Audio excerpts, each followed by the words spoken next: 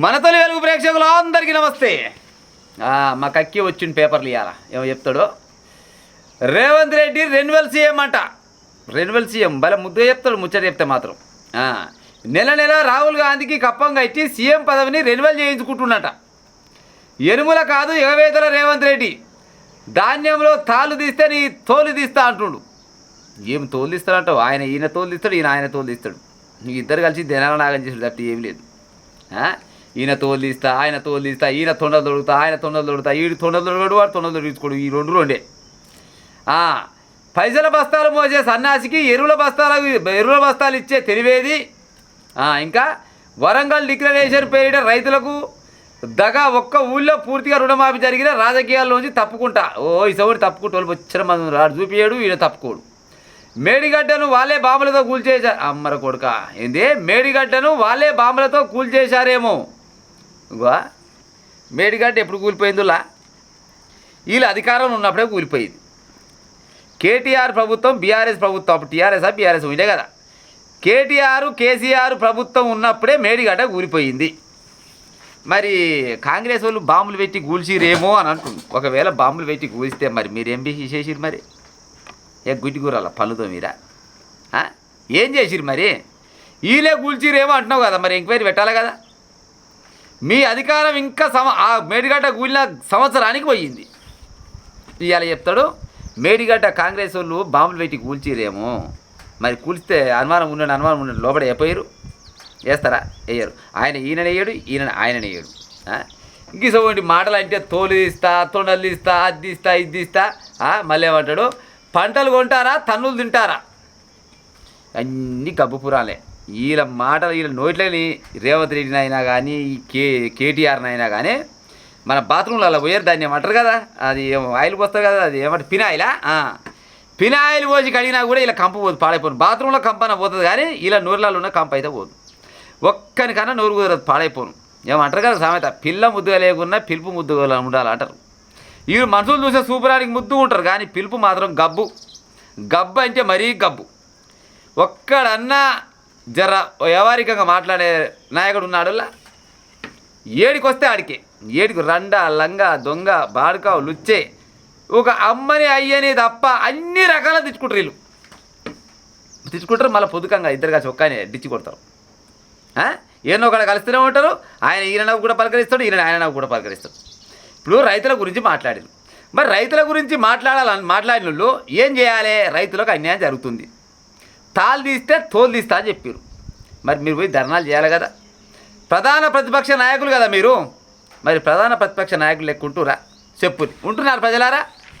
ఈ ఏడా అన్యాయాలు జరిగితే అక్కడ ఉండాలి, ఇలా ఉంటురా? కనీసం వీళ్ళయ్యే బయటకని వెళ్తుండా? ఎన్నిసార్లు వెళ్ళిండు బయటికి? తెలంగాణ రాష్ట్రంలో ప్రధాన ప్రతిపక్ష నేతగా కేసీఆర్ ఉన్నాడు. బయటకు వస్తుండా? రాడు. ఎందుకు రాడంటే ఆయనకు సమయం వచ్చినప్పుడే వస్తాడు, ఆయనకు అక్కర వచ్చినప్పుడే వస్తాడు, ఆ కుటుంబం మీదకి ఏదైనా ఆపద వచ్చినప్పుడే వస్తాడు. జనాలకు ఆపద వచ్చినా కానీ అక్కర వచ్చినా కానీ బయటికి వెళ్తాడా? ఇవన్నాడు బయటికి వెళ్ళాడు. అదేంటంటే నా ఇష్టం. మీరే జనాలే మోసపోయారు. మీరే తినే అన్నంలో మన్ను పోసుకూరు, ఉసుక పోసుకూరు, ఏందెందో పోసుకూరు అనుకొని పిట్టకథలు చెప్తారు, పత్తలు కూడా వీక్తాడు. కానీ నెలకు మాత్రం 3-4 లక్షల జీతం జోలు వేసుకొని పత్తలు కూడా వీక్తాడు. ఎక్కడ పోతారంటే ఆయన బయటికి వెళ్ళినాడు, పలానా కాడ ఉన్నాడు అనుకోవాలి. అప్పటిదాకా పామాదులు ఉండా, ఇంట్లో ఉండా, పక్క దేశంలో ఉండా, పక్క రాష్ట్రంలో ఉండా, ఎక్కడ పోయేది వరికి తెలియదు. ఈయన ప్రధాన ప్రతిపక్ష నేత వల్ల గిట్నే ఉంటారులా. ఇంకోటి కూడా, రేవంత్ రెడ్డికి నిజంగా కూడా సీము నెత్తురు అనేది ఏమీ లేదు. ఎన్ని రకాలుగా మాటలు అన్నా కానీ జర్రనన్నా చెల్లిస్తాడా? అనుకుంటే తీరాదు. ఆయన అన్నంత మాత్రాన్ని ఏమవుతుంది? అర్ధరాత్రి ఇంట్లోకి పోయి గొర్ర రేవంత్ రెడ్డి గుంజుకొచ్చారు. బీఆర్ఎస్ ప్రభుత్వం ఉన్నప్పుడు, అప్పుడు ఒకప్పుడు టీఆర్ఎస్ ప్రభుత్వం ఉన్నప్పుడు రేవంత్ రెడ్డిని గొర్ర బయటకు గుంజుకపోయి జైలు వేసారు. మరి రేవంత్ రెడ్డికి ఏమన్నా శివునెత్తులు ఉందా? అనే కదా ఈయననే. ఇప్పుడు ఏది కేటీఆర్ను హరీష్ రావును గొర్ర గుంజుకపోయి జైలు వేయాలి, లేకపోతే అలా కొట్టాలి, తిట్టాలని మేము చెప్తలేము. వాళ్ళు చేసిన అవినీతి మొత్తం రూపాయతో సహా బయటకు ఎక్కిస్తా కొడుక. ఒక్కొక్క లాగుల్లో తొండలు తొడుగుతా. మీకు అందరికీ డబుల్ బెడ్రూమ్ ఇల్లు కట్టిస్తే చెంచలు కూడా జైలుకి పంపిస్తా, చిప్పకూడు తినిపిస్తా అన్నాడు. ఏడ చిప్పకూడు తినిపించిండి? నాకు అర్థం కాదు కానీ చిప్పకూడు తినిపించింది రేవంత్ రెడ్డి. మరి ఇంకెప్పుడు తినిపిస్తాడు? సరే చిప్పకూడు తినిపి మాకు అక్కర్లేదు, గొర్ర గుంజుకరాక మాకు అక్కర్లేదు, లాగుల్లో తొండలు దొడవకు మాకు అక్కర్లేదు. లాగుల్లో తొండలు దొరికితే నేను దొరికితే మాకేంది. కానీ వాళ్ళు చేసిన అవినీతి అక్రమాలను అయితే బయట పెట్టాలిగా. ఇవాళ అధికారం రేవంత్ రెడ్డి చేతిలోనే ఉంది కదా. మరి రేవంత్ రెడ్డి ఏం చేస్తున్నట్టు, కేంద్ర ప్రభుత్వంలో ఉన్న బీజేపీ పార్టీ ఏం చేస్తున్నట్టు ఎవ్వరు చేయరులా. నేను 100 సార్లు చెప్పినా వీళ్ళంతా ఒకటే, వీళ్ళకందరికీ గురువు ఒక్కడే, వీళ్ళకు బడి ఒక్కడే, బడి ఒకటే గురువు ఒకటేనా, ఇంకేముంది. బెంచీలే అలాగ ఓడు ముందల ఓడు వెనక ఓడు మధ్యలోకి అంతే. అక్కడిక్కడ ఇక్కడక్కడ మారుతూనే ఉంటారు, పాడైపోను. ఎంత బయటవాయి లీడర్లే, ఆయన ఉన్నాడు ఒక్కడు లేడు. ఉన్నారు వాళ్ళన్నా మాటలు మాట్లాడుతందుకు రేవంత్ రెడ్డిని ఇష్టం వచ్చిన మాట్లాడతారు. కేటీఆర్ని ఇష్టం వచ్చినాక రేవంత్ రెడ్డి అంటాడు. వీళ్ళిద్దరు పట్టుకొని బీజేపీలు ఇష్టం వచ్చినట్టు మాట్లాడతారు.